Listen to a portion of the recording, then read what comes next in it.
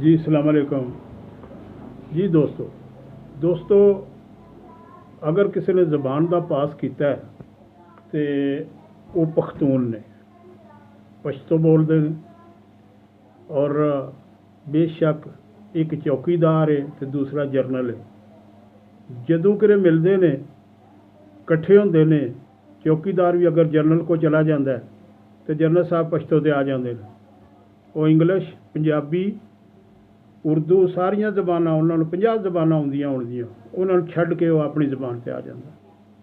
इस तरीके नाल उन्होंने जबान का इतना पास है कि वो अगर किरे बैठे ने तो वो अपनी पश्तो नूं तरजीह देंदे ने, पश्तो च बोलना पसंद करते हैं बजाए और किसी रंग च बोलण दे।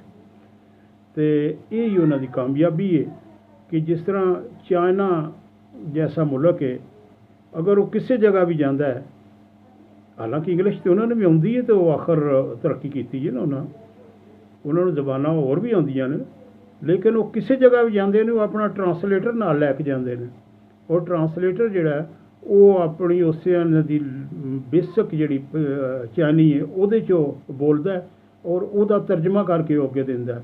उत्थे दा सदर वजीर आजम जनरल जो भी है आला तो आला उहदे जिहड़े बैठे लोग वो चाइनी जबान बोलते हैं, चाइनी नूं तरजीह देंदे ने। यही उन्हां दी कामयाबी है। और पाकिस्तान दे विच पख्तून जिंदाबाद, पख्तून जिहड़ा पश्तो वाला उसने ही अपनी पश्तो नूं नहीं छड्डिया, बहुत बड़ी कामयाबी उन्हां दी। खुदा हाफिज़।